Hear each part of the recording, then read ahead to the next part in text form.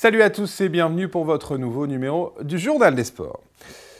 On débute bien évidemment avec la belle semaine du VAFC qui a confirmé face à Orléans vendredi soir son succès acquis quelques jours plus tôt face à Clermont. Malgré une première période assez insipide, c'est au final pour le VFC un précieux succès 2-0 obtenu grâce à un nouveau but de l'opportuniste Rydel Poupon, auteur de sa 5e réalisation en 9 journées. Et à un coup de main d'un ancien de la maison, Guillaume Loriot, auteur d'un but contre son camp de la tête après un coup franc d'Abriel. On écoute l'entraîneur valenciennois Bernard Casoni. Il y a 3 semaines de ça, on n'aurait peut-être pas gagné le match. Là, on a inversé quand même une tendance, quoi. Des barres sortantes ou des ballons qui sortent au lieu d'avoir des ballons qui rentrent. Mais il a fallu la chercher, mais c'est cette envie de bien défendre, cette envie de rien lâcher qui fait qu'on arrive à inverser la tendance. On a fait une première mi-temps poussive, maintenant c'est notre 3e match, on pouvait peut-être s'y attendre aussi, mais bon, en face il y avait une équipe regroupée, c'était pas évident, c'est vrai qu'on n'a pas toujours été beau à avoir joué, mais bon, à l'arrivée on marque 2 buts, on n'en prend pas, même si on aurait pu en prendre aussi, il ne faut pas se leurrer, tout n'a pas été parfait, mais gagner, faire 2 victoires à domicile, c'est pas toujours évident. Puis dans la situation où nous sommes, on se retrouve avec 11 points, c'est déjà pas mal, quoi. Voilà. Donc, on est venu à des bases, à des fondamentaux, on est en plein dedans, on est en plein dans les matchs de Ligue 2. Hein. Voilà. On est au taquet. Et si au classement le VFC ne fait pas de bond miraculeux dans une Ligue 2 très serrée, il confirme sa sortie de la zone rouge. Désormais en 15e position, il n'est plus qu'à 3 points, soit une victoire de la 4e place. Un succès qu'il tentera d'aller chercher dès ce samedi 4 octobre lors de son déplacement périlleux sur le terrain de Troyes, second classement actuel du championnat. Sans transition, foot amateur, 2 sur 3 pour les équipes locales engagées ce week-end en coupe. Dans celle de la Ligue, du Temple s'est imposé 2-1 au premier tour. De bon augure avant le retour au championnat de promotion honneur ce dimanche avec un déplacement sur la pelouse de Cambrai après cette réception de Fény. Et puis Summer aussi continuera l'aventure après sa victoire 4-0 au 2e tour de la Coupe de l'Escaut sur le terrain de Prouvy. De son côté, Valenciennes-Saint-Va s'arrête là au même stade après s'être incliné au tir au but face à Fontaine-au-Bois, une équipe de sa division de championnat. Les 2 équipes de district vont elles aussi retrouver notamment les terrains de championnat ce dimanche à 15 h. En première division, Summer défile au MCA de Cambrai, tandis que Saint-Va, invaincu en 2e division, aura droit à un court déplacement pour cette 3e journée où il se rendra à Saint-Solve. On revient maintenant sur le véritable temps fort du dernier week-end sportif valenciennois. Dimanche, durant toute la journée, le club de baseball de Valenciennes a inauguré en grande pompe son nouveau stade, le Viper Park, sorti de terre après 1 an et demi de travaux pour un coût de plus d'1,5 million d'euros. Une fête qui était l'occasion idéale pour se qualifier face à Louviers pour les quarts de finale des playoffs de National 2, ce que n'ont pas manqué de faire les joueurs valenciennois dans leur toute nouvelle enceinte. On voit tout cela avec un retour en images sur cette journée que toutes les vipères du BBCV ne sont pas prêtes d'oublier.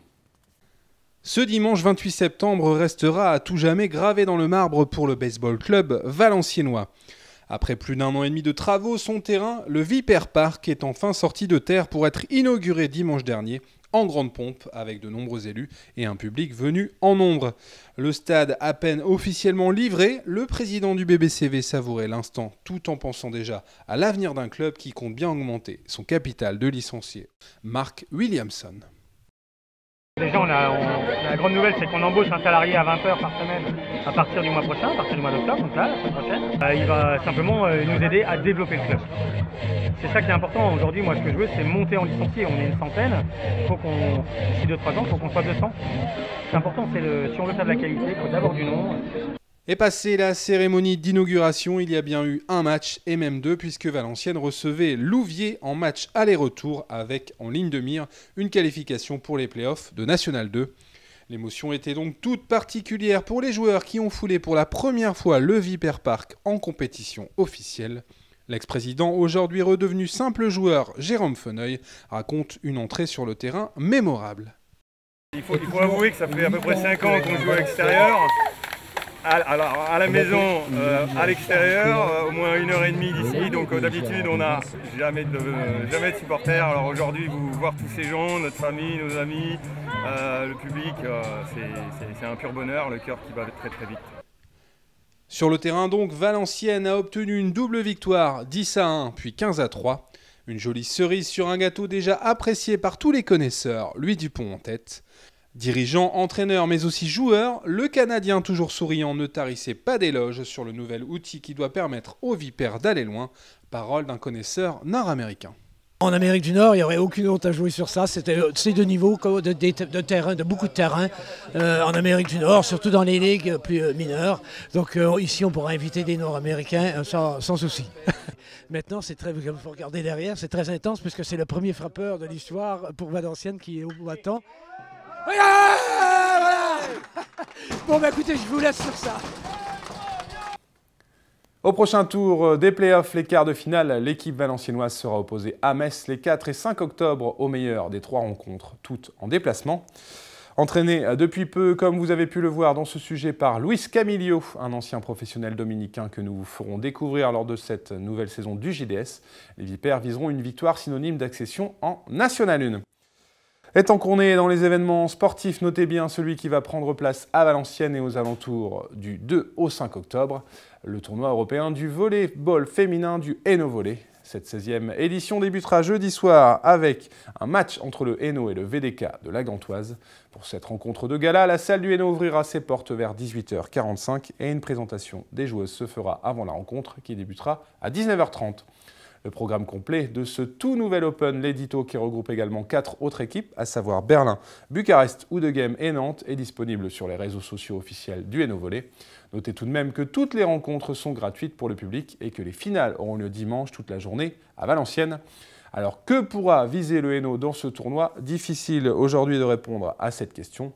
Selon son entraîneur Badis Oukarache, toujours à la recherche à l'heure où nous enregistrons d'une 11e joueuse, la 5e de nationalité française, le HVB se servira surtout de ce tournoi pour continuer à préparer sa saison, alors qu'il est toujours en reconstruction collective et en pleine préparation physique. Et pour les absents de ce tournoi, qui auront bien tort de ne pas se déplacer, rassurez-vous, le JDS sera lui bien présent sur l'événement et vous présentera dès la semaine prochaine la toute nouvelle équipe du HVB, en plus du verdict de la compétition.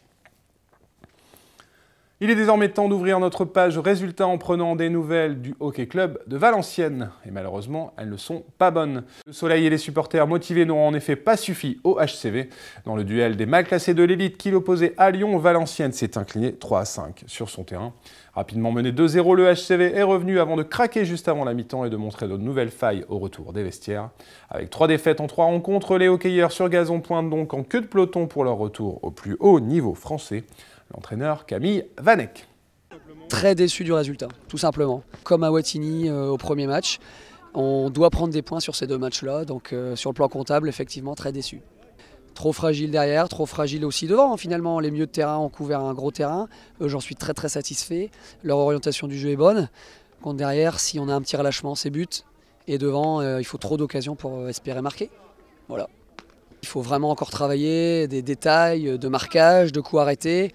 Parce qu'on ne peut pas se permettre comme ça d'avoir des petits temps faibles ou un individu avec un temps faible puisque ça nous coûte trop cher. Donc du travail et j'espère qu'avec les matchs à la maison qui vont s'enchaîner, surtout en deuxième partie de saison, on pourra se rassurer et avoir des points. En difficulté, le HCV tentera donc de relever la tête lors de la prochaine journée, ce dimanche 5 octobre, avec un déplacement à Montrouge. Le week-end a également été dur pour le VHHC. Après leur succès surprise en ouverture de Division 3 face à Wascal la semaine précédente, les Diables Rouges ont cette fois-ci lourdement chuté lors du premier tour de la Coupe de France. Face à une fière équipe 2D2, Meudon, les joueurs d'Anthony Vagré se sont lourdement inclinés 10-0 et sont donc éliminés de cette compétition. Retour au pain quotidien, le championnat 2D3 dès la prochaine semaine pour les hockeyeurs sur glace de VA qui joueront à domicile le 11 octobre avec la réception de l'Entente d'Oegarges, une équipe que le VHHC connaît bien.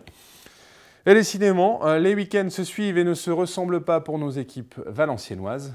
Largement victorieux lors de la première journée de championnat, les pongistes de l'USTTV ont cette fois-ci subi les foudres du cadre de la N3, Charleville-Mézières. L'équipe partie dans les Ardennes sans son joueur numéro 1, Fabien Kruelski, absent, est venu et elle a bien vu. Le résultat, une défaite 0-8 pour VA qui devra désormais attendre le 18 octobre et la 3e journée pour se relancer face à Draveil. Et on clôt tout de même notre page résultats avec un succès enfin, et quel succès! Pour sa reprise en championnat territorial, le rugby club de Valenciennes n'a pas fait dans la demi-mesure en allant atomiser le rugby club de la Thiérache sur son terrain.